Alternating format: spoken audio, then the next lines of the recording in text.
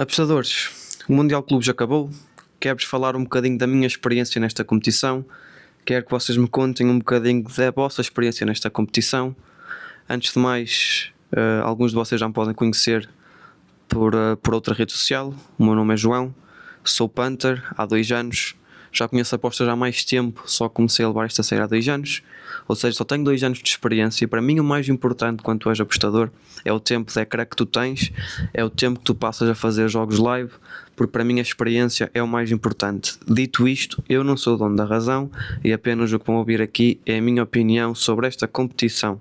Peço desculpa se ouvirem algum barulho, eu não estou em casa, mas vamos lá falar do que importa. Então vamos falar aqui do Mundial de Clubes, mas antes de falar da competição em si, eu quero falar da preparação que me faltou para trabalhar este Mundial de Clubes, que foi mesmo fora dos mercados.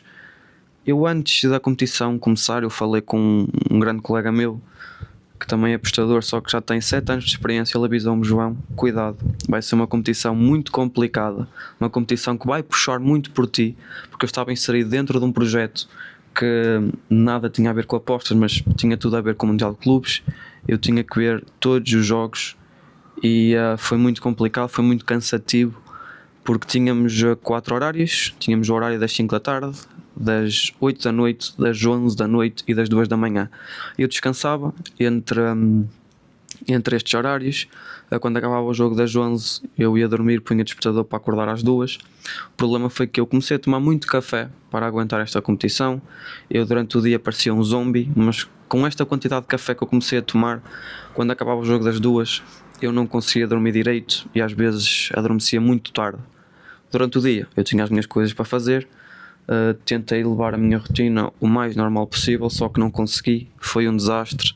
Perdi muitos hábitos bons que tinha, mas deixei de parte e tirei uma lição que não podemos querer fazer tudo, só podemos fazer aquilo que nós conseguimos. Falando agora dos mercados, falando agora da competição em si, que é isso que vocês querem ouvir, eu estava com muitas expectativas para esta competição, eu estava muito entusiasmado para esta competição, porque foi uma competição que foi a primeira edição, ou seja, o mercado não ia ter tantos dados sobre os confrontos. Muitos destes confrontos ou pouco se tinham realizado ou nunca se tinham realizado, e quando assim é, a minha expectativa era de encontrar odds com mais valor, que fosse mais fácil achar odds com valor. O problema é que esta falta de conhecimento, esta falta de confrontos, de histórico de confrontos perante as equipas que jogavam, eu acho que foi mais prejudicial para mim do que para o mercado.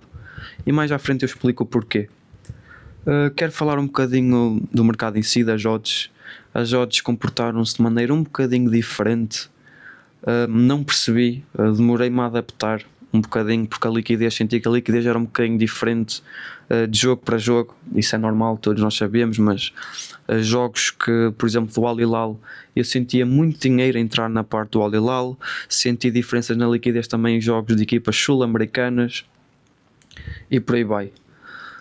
Muitos jogos, nós que apostamos sabemos como é que funcionam as cotações, sabemos mais ou menos a que odd é que vai chegar o over em X minutos, sabemos como é que o over sobe, sabemos como é que o under desce, sabemos mais ou menos como é que funcionam os match odds, só que aqui eu senti de maneira um bocadinho diferente. Eu senti que nas minhas análises eu pensava que a cotação ia estar a determinada odd, a determinado minuto, e não acontecia. Eu não percebia o porquê, e pior era quando a cotação disparava e eu não percebia porquê. Demorei-me a adaptar, lá me fui adaptando, mas isto foi uma construção muito lenta durante a competição. Foi uma construção que demorei um bocadinho a adaptar-me, mas lá consegui. Agora, falando da preparação para o jogo, eu sempre fui um apostador que sempre disse que um live, tu quando vais fazer um jogo live, começa muito tempo antes, começa na tua análise pré-live, e assim o fiz. Nos primeiros jogos fiz uma análise detalhada, como faço sempre nos campeonatos normais que trabalho, e a determinada parte, a determinado tempo da competição, eu senti-me mais prejudicado do que beneficiado por essas análises. Eu senti-me amarrado, digamos assim, por essas análises, e decidi fazer uma pequena troca. Decidi confiar mais naquilo que os meus olhos viam do que os dados que eu levava para o jogo. Eu não deixei de fazer análise pré-live, eu continuei a fazer análise pré-live, mas apenas para ter uma luzinha ali ao final do túnel, para ter uma luzinha que me guiasse durante o jogo. Dito isto, porquê? Eu acho que nós subestimamos muitas equipas não europeias. Eu falo por mim, eu subestimei muitas equipas não europeias. Eu quando estava a preparar jogos, eu preparava os jogos e dava sempre favoritismo às equipas europeias. Em grande parte do caso, houve ali um ou outro que não aconteceu, mas tiveram jogos que me alertaram. O jogo de Benfica, muitas dificuldades contra o Boca Juniors, diversos jogos, mas para mim o grande principal, vocês podem pensar que foi o Chelsea contra o Flamengo, e não, foi a Inter contra o Urawa. Esse jogo para mim era para a Inter ganhar o jogo fácil. A Inter teve uma troca de treinador, a Inter já mostrava que não estava assim tão bem na competição, mas na minha opinião era para a Inter ter limpado aquele jogo fácil, o que não aconteceu. Eu queria estar sempre do lado da Inter, como eu acho que toda a gente queria estar do lado da Inter. A Inter acabou por ganhar, mas com bastantes dificuldades. Ou seja, o primeiro aprendizado que eu tirei deste Mundial de Clubes foi não subestimar as outras equipas. Nós tivemos favoritos a complicar-se, nós tivemos muito favoritos a complicar-se, e o valor nem sempre estava do lado do favorito. Muitas das vezes o valor esteve do lado do não favorito. Eu acho que se eu agora tivesse uma conversa com uma pessoa qualquer antes deste Mundial de Clubes acontecer e dissesse o que aconteceu, essa pessoa ia simplesmente não acreditar. Então a primeira coisa que eu fiz para começar a ter melhores resultados neste Mundial de Clubes foi abandonar um bocadinho uma análise tão detalhada pré-live, porque eu realmente estava muito amarrado e senti que os meus resultados começaram a mudar quando eu basicamente fiz um reset ao meu cérebro e disse: não, eu vou tratar as equipas de igual para igual, eu vou tratar estas equipas como se tivesse pouco conhecimento sobre elas. Não liguei em que campeonato é que elas jogavam, porque quando estamos a fazer Champions, Liga Europa, pelo menos eu ligo muito ao campeonato de onde a equipa vem. Este campeonato é mais forte, este campeonato é menos forte, e desta vez eu desliguei-me disso tudo. Se eu não tivesse feito isso, eu penso que os meus resultados iam ser péssimos, porque inicialmente eu via a competição a sair um bocadinho fora do meu controle, mas depois tudo foi a bom porto. Bem, iniciando a competição, falando aqui um bocadinho dos jogos. Primeiro jogo, Al-Ahly contra Inter, um jogo muito aberto, um jogo onde pedia golos, um jogo onde eu estive a favor de golos e um jogo onde eu tive os meus primeiros heads na competição. Iniciar uma competição com heads nunca é bom, mas é normal, todos nós sabemos que é normal. E eu lembro que na primeira parte estive a favor de golos do Al-Ahly, coisa que não aconteceu, e depois na segunda parte senti-me confortável para ir atrás de um over à frente, também não aconteceu. Este jogo pecou muito pela falta de qualidade das duas equipas, principalmente quando tocava à finalização. Quero falar aqui também um bocadinho do Porto, porque eu não gostei nada de fazer jogos do Porto, excepto o único, teve muitos golos, quem trabalha overs lucrou naquele jogo. Mas porquê? Primeiro, o jogo contra o Palmeiras foi um jogo, digamos que para mim foi normal, mas pecou também por não ter golos, e lá está, sem golos um jogo mata-me basicamente, porque estávamos a ter padrões para ir buscar um over à frente, para ir buscar golos tanto do Porto como do Palmeiras, se quiséssemos, e matou-me. Agora no jogo contra a Inter, lá está, sempre quis estar do lado do Porto, uma equipa europeia a jogar. Subestimei bastante o Inter. Eu acho o Inter Miami uma equipa fraca, ainda acho, mas prontos, um jogo que me matou também, porque eu lembro-me que estive em dupla possibilidade para Porto, estive sempre a favor. Penso que o over 2.5, veio do over 2.5, mas estive a favor da dupla chance do Porto e não aconteceu. Outro jogo que eu me lembro que me marca pela negativa foi o jogo do Salzburgo contra o Al Hilal.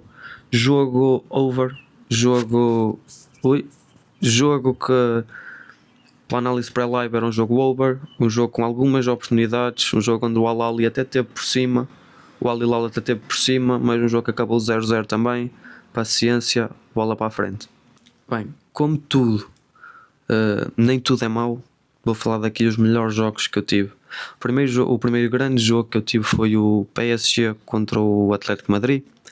Eu iniciei, aqui apanhei todos os golos, eu iniciei com um Uber à frente, senti-me à vontade para ir buscar um Uber à frente, principalmente porque estava à espera de golos das duas equipas, o que não aconteceu, mas sabia que o PSG tem um ataque mortífero. Todos nós vimos o que é que o PSG fez na Liga dos Campeões, onde na final deu 5-0 ao Inter. Então estava decidido em ir um Uber à frente, veio uma odd que eu achava que tinha valor e entrei. O que eu comecei a fazer neste jogo foi a precificar melhor os meus golos. E quando eu falo em precificar melhor os meus golos, foi o quê? Eu senti-me à vontade e vi padrões no jogo para estar numa linha à frente e mesmo assim ir a favor de golos de uma só das equipas. Eu normalmente não faço isto. Eu normalmente, quando estou numa linha à frente, numa linha mais esticada, eu fico só a observar e é-me indiferente, claro que é-me indiferente de qualquer lado que venham os golos, mas eu aqui senti que tinha padrões para ir buscar cotações melhores, para ir buscar golos do PSG. Fui buscar mais um gol do PSG na primeira parte e na segunda parte.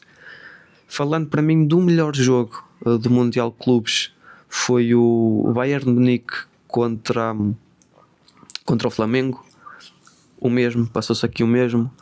Não apanhei o primeiro golo, mas mal bem o primeiro golo, eu fui numa linha esticada à frente para antever uma goleada do Bayern de Munique. Não estava à espera de 2 golos do lado do Flamengo, mas também me sentia à vontade de precificar melhor os meus golos e ir atrás de golos do Bayern de Munique. E aconteceu exatamente a mesma coisa. Fui apanhar o último golo do Bayern de Munique na primeira parte e fui apanhar o 4-2, o último golo do Bayern de Munique no jogo. Ou seja, jogos ótimos, jogos onde eu lucrei bastante, onde eu acho que estive mesmo bem. Uma falhazita ali a outra, mas um jogo onde eu acho que estive bem. Globalmente, gostei desta competição. Tive um resultado de 2.34 de lucro em cima da banca. Um resultado excelente do que vi aí. Muito porque troquei a estratégia. Se tivesse mantido tudo até ao fim, tinha acabado no prejuízo. Do que vi aí, acho que foi um bocadinho melhor para os Panthers do que para os Traders. Mas amei esta competição. Amei os resultados que ninguém estava à espera. A entrega dos sul-americanos contra as equipas europeias, que foram as equipas que mais quiseram esta competição, e espero que esta competição se realize muitas mais vezes, porque acho que nunca vamos esquecer. Foi uma competição onde estive inserido noutros projetos, o meu primeiro grande projeto fora das apostas, uma competição onde tive conversas com amigos meus excelentes durante os jogos, a analisar jogos, uma competição onde eu finalmente me senti um apostador a sério, onde senti que tive um crescimento altíssimo, onde foi posto à prova, cansaço, tudo, mas sobrevivemos. Conta-me como é que foi a tua experiência, ajuda-me a construir, ajuda-me a melhorar esta comunidade que está muito prejudicada por certos apostadores que se dizem apostadores, que te prometem vidas, prometem-te mundos e não te entregam nada. Eu quero transparência, eu quero educação nas apostas esportivas. Eu quero que as pessoas olhem para isto como uma atividade normal, uma atividade que pode ser levada a sério, mas para isso vamos construir uma comunidade melhor, porque eu sinto que a nossa comunidade é muito: se eu ganhei, tu não podes ganhar; se tu ganhaste, não queres que eu ganhe. Sinto que é muito cada um por si, sinto que há uma competitividade enorme, enquanto isso não pode ser assim. Não é por eu perder que quero que tu percas, pelo contrário, se tu ganhares eu fico extremamente contente, porque sei que é extremamente complicado fazer isto que nós fazemos aqui em Portugal.